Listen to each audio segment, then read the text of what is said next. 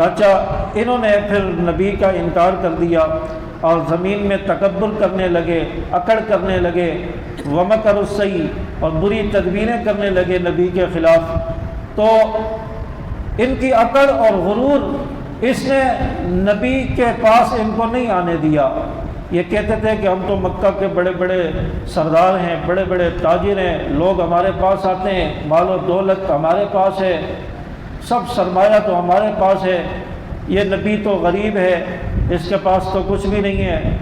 تو یہ ان کا جو اکڑ اور ان کا غرور تھا، یہ نبی کی تابع داری سے ان کو روکے رکھا اس نے، اور نبی کی فرما برداری سے رکے رہے۔ نبی کی اطاعت میں ان کی گردن نہیں جھکی، ان کی گردن اکڑی رہی تکبر اور غرور کی وجہ سے، جس کی وجہ سے پھر ان کے لیے بربادی اور تباہی آئی۔ اللہ تعالیٰ نے ان کو پھر اسی نبی اور نبی کی جماعت کے ہاتھوں سے ان کو شکست دلوائی۔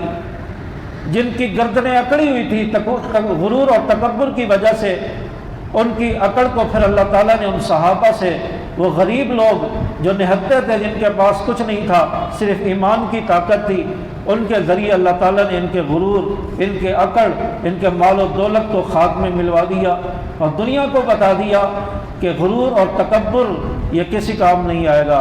کام آئے گا تو ایمان کام آئے گا، کام آئے گا تو نبی کی اطاعت اور فرما برداری کام آئے گی۔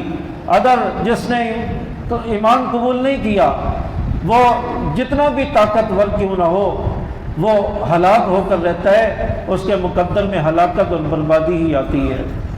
پہلے والی قوموں کو دیکھا نہیں کہ اللہ تعالیٰ نے ان کو کیسے ہلاک کیا ہے؟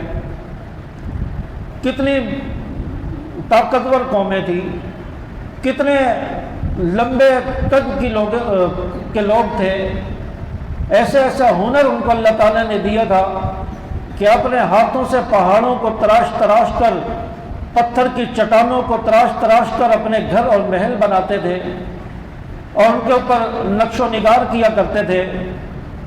ایسی ایسی طاقتور قومیں جو اپنے ہاتھوں سے چٹانوں کو تراش دے تو ان کی طاقت کیسی ہوگی؟ آج تو مشینری کے ذریعے اگر کسی چٹان کو کاٹنا ہو تو اس کو بھی کئی کئی ہفتے اور مہینے لگ جاتے ہیں، مشینری کے ذریعے وہ چٹان نہیں کٹتی، وہ تو اپنے ہاتھوں سے تراش لیا کرتے تھے۔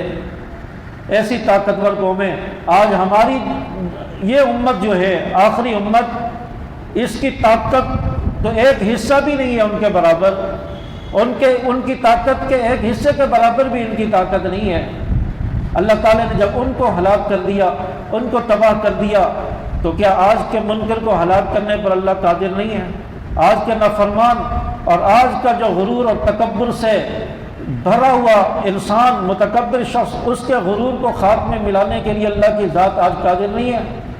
آج بھی اللہ تعالیٰ پکڑ سکتا ہے، لیکن اللہ تعالیٰ کا ایک دستور ہے، اللہ تعالیٰ ایک مہلت دیتا ہے، وقت دیتا ہے۔ اس وقت تک کوئی اگر راہ ہدایت پر نہیں آئے، پھر اللہ تعالیٰ اس کی پکڑ بھی فرماتا ہے، پھر اس رسی کو کھینچ لیتا ہے جو مہلت دی ہوتی ہے، پھر اس کی پکڑ اللہ تعالیٰ فرماتا ہے۔ تو اس لیے ایک اللہ تعالیٰ کا نظام ہے، نظام قدرت ہے، ورنہ انسان کے ایک ایک گناہ پر اللہ تعالیٰ انسان کو پکڑتا تو دنیا میں کوئی بھی پھر چل پھر نہیں سکتا، دنیا میں انسان بستا ہی نہ، دنیا ویران اور چٹیل رہتی، کیونکہ اس نے ایک گناہ کر لیا ہے، بس اس کا خاتمہ ہو گیا، اس پر عذاب آ گیا ہے۔ تھوڑی دیر کے بعد دوسرے نے گناہ کر لیا، اس پر عذاب آ گیا، اس کو اللہ تعالیٰ نے ہلاک کر دیا۔ تو اس طرح تو دنیا میں کوئی بھی نہیں رہ سکتا، لوگ تو مرتے چلے جاتے۔ تو اللہ تعالیٰ نے دنیا کو بھی بسانا تھا، انسانوں کو بھی بسنا تھا، اور گناہ گار بھی ہوں گے، دیندار بھی ہوں گے، تو اللہ تعالیٰ نے پکڑنا تو ہر ایک کو، ہر نافرمان کو پکڑنا ہے، لیکن ایک مہلت دی ہوئی ہے۔ کسی کو جلدی پکڑتا ہے، کسی کو دنیا میں پکڑ لیتا ہے، کسی کو مرنے کے بعد پکڑے گا۔ یہ اللہ تعالیٰ کا ضابطہ ہے، اللہ تعالیٰ کا دستور ہے۔